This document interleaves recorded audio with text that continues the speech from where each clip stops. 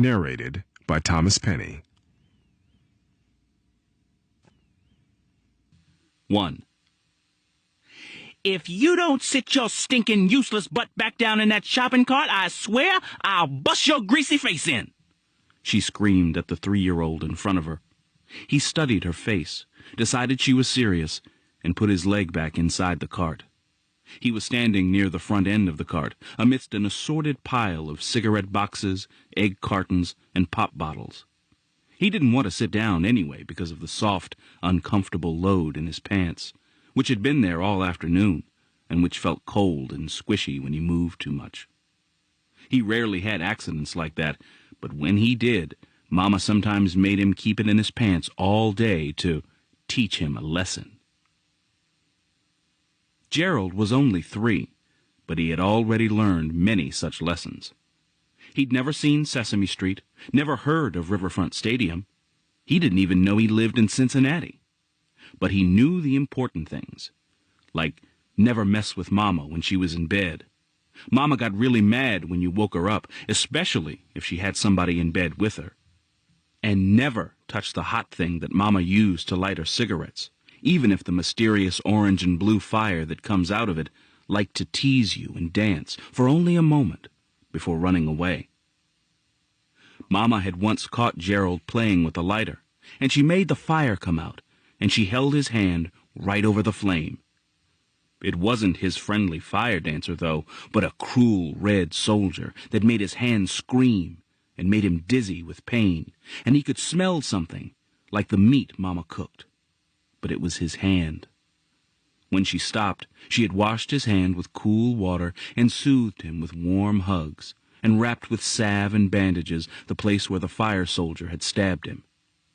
She told him that she had done it for his own good and to teach him a lesson. He had tried to tell her that he was just trying to find the fire dancer, but she wasn't listening, and he had given up, thankful for the hugs and the silence. One other lesson that Gerald had learned was never, never stay near Mama when she sniffed the white stuff. She got it from a man named Leroy, who smelled too sweet and smiled too much. When he leaves, you hide behind the couch and hope Aunt Queen comes over, because sometimes Mama yells and gets her belt or her shoe and hits and hits and hits. And sometimes she just goes to sleep on the floor, and it gets dark, and you cry, and your tummy feels tight and hurty, but at least there's no shoe to run away from. Once, Aunt Queen had found Gerald curled up behind the couch, sucking his thumb. His pajamas were soaked and smelly, and he was shivering and hungry. Mama had been gone all day. She had told him not to leave the room, and he had really, really tried to be good, but he was so cold, so very cold. Aunt Queen had taken him to her apartment and given him a warm bath, a bowl of hot soup, and some warm, fuzzy sleepers, even though she had to pin the back of them so they wouldn't fall off. Then Mama had come, and she and Aunt Queen had yelled and screamed so much that Gerald had to hold his ears while he lay curled at the foot of the bed. Finally, Mama started crying, and Aunt Queen was saying stuff like, "I know, honey," and Gerald knew he was going back home. That night, Mama had hugged him and kissed him and held him close until he fell asleep. Gerald had felt so warm and special and golden. He wanted to feel like that forever. He knew his Mama loved him. She had bought him a G.I. Joe man last week, and it wasn't even his birthday or Christmas or anything. And most days she combed his hair and dressed him in clean clothes and told him to say, "Yes, ma'am," to grown folks. And sometimes, on really good days, she would hug him and say, "You know you're my best baby boy, don't you, Gerald? You know you're my baby, don't you?" And he would smile, and that warm golden feeling would start at his toes and fill him all the way up to his smile. Even though Mama had yelled at him, today was a good day. Mama always yelled. It was no big deal. Some days he yelled back at her. Then she would slap him, and he'd cry and he'd cuss at her, and then she would slap him until his head hurt. so mostly he ignored her. But today was a good day, a shiny day, he thought. The sun was bright gold outside against a clear blue sky. And inside the grocery store, there were so many colors and sounds and lights that Gerald just grinned. It was always crowded when they went. Other children would be in carts also, and they would have to pass very close to each other. Gerald liked to pretend he was driving a big, fine silver car down the expressway. Sometimes the cart would be a tank, as he passed cautiously through rows of armed cling peaches and silent sentinels that looked like boxes of frosted flakes. And at the checkout lane, the armies rolled smoothly down the long black road that disappeared under the counter. He started to ask Mama where it went, but it was more fun to imagine that it went to a secret hideout, where only sweet potatoes and boxes of oatmeal were allowed. When they got home from the grocery store, Gerald sat on the floor and watched Mama stack the boxes and cans on the shelf. She was whistling.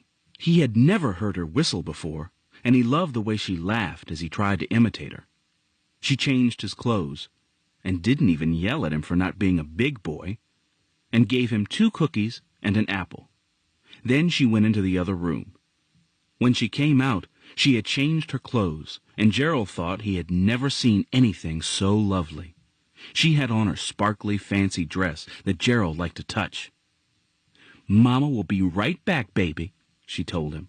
"I just have to go see Mr. Leroy for a minute. You stay right here and wait for me, you hear?" Gerald started to cry, but he didn't want Mama to lose her good mood, so he just nodded and bit his lip. The door closed, and he could hear her high heels clicking on the steps. Then it was very, very quiet. After he finished both his cookies and the apple had turned brown on the white parts, Gerald looked for something to do. It was getting dark, and he wanted G.I. Joe to sit with him, because the shadows on the wall were getting long and scary. He found G.I. Joe on the floor next to Mama's bed, right next to the cigarette lighter that she had been looking for this morning. Gerald picked it up, and for a time he used it as a gun for Joe. Then it was a log for Joe to jump over. Then it was an enemy for Joe to attack. Finally, Gerald started idly flicking the little red handle. At first, it just made a scratchy sound, and the smell made him cough and remember how he'd got that brown place in the palm of his hand. Then he remembered the tiny fire dancer, and he wondered if it still lived in there with the fire-sword soldier. After numerous flicks, he got the fire to stay on. He grinned with delight. The dancer was there, smiling at him and bowing for him, changing from splendid orange to icy green to iridescent purple. The lighter flame flickered magically, making golden the purple shadows on the wall.